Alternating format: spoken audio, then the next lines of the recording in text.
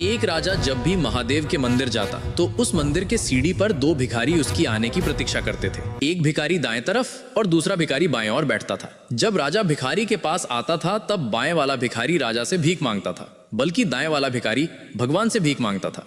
दाएं वाला भिखारी बाएं वाले भिखारी से कहता, भाई भगवान से मांग, इस राजा से नहीं, भगवान ही सबकी सुनता है।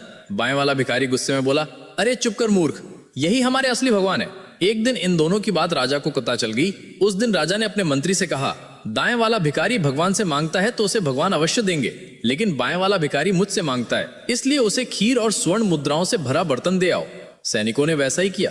जब बाएं वाला भिखारी खीर खाते खाते दाएं वाले को चिढ़ाने लगा, देख राजा से मांगने पर आज मुझे खीर मिली, लेकिन भगवान ने तुझे क्या दिया? इतना कहकर उसके ऊपर हंसने लगा। खीर खाते खाते जब उसका पेट भर गया तो उसने बची हुई खीर का बर्तन दाएं वाले भिखारी को दे दिया और कहा, ले खा ले मूर्ख, अगले दिन से राजा से भिख मांगना। इतना कहकर वो वहां से चला गया। कुछ दिन के बाद राजा मंदिर गया तो उसने देखा कि दाएं वाला भिखारी गायब है। उसने बाएं वाले भिखारी से पूछा, क्या तुझे खीर का बर्तन नहीं मिला था? बाएं वाला बोला, मिला था राजा जी, आपकी खीर बहुत स्वादिष्ट थी। जब मेरा पेट भर गया तो बची हुई खीर मैंने दूसरे भिखारी को दे दी, लेकिन वो मूर्ख हमेशा कहता था, ईश्वर देगा ईश्वर देगा, लेकिन मैंने कहा कि ये बची हुई खीर खा ले और कल से राजा से भीख मांगना, ना कि भगवान से। लेकिन अब वो कुछ दिन से मंदिर नहीं आता है। राजा मुस्कुराया और बोला, आखिर ईश्वर ने उसे दे ही दिया, क्योंकि उस बर्तन में खीर थी, लेकिन उसके नीचे बहुत सारे सोने के सिक्के थे। ये सुनकर वो भिखारी भी समझ गया कि भगवान ने उसे दे ही दिया। अब महादेव को अपने दिल से मानने वाले भक्त कमेंट में हर हर महादेव अवश्य लिखें।